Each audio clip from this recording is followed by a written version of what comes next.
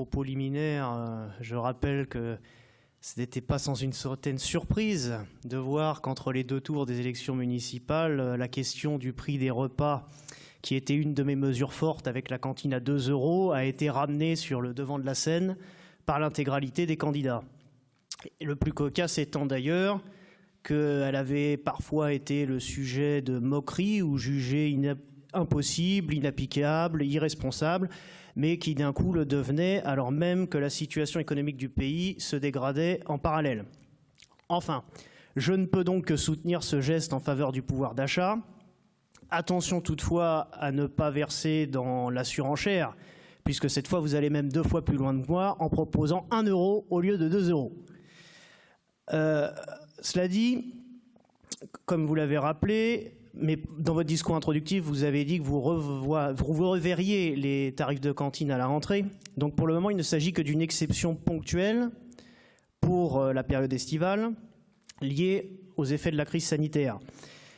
Alors, il me semble que c'est une bonne mesure puisque ça peut faire office d'une incitation pour les familles, car on sait très bien que, vu la situation, beaucoup ne partiront pas en vacances et ça peut inciter les gens peut-être à utiliser les structures municipales et donc le centre.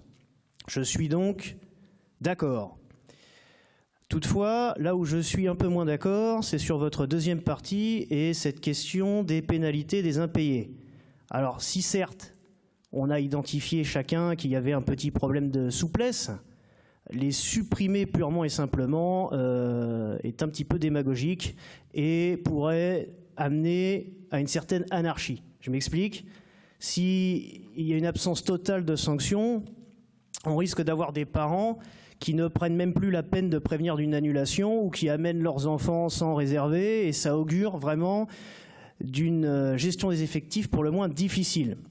Bon, toutefois, comme vous ne le faites que sur 2 mois, ça peut en quelque sorte servir de galop d'essai afin d'étalonner peut-être des pénalités plus justes pour la suite.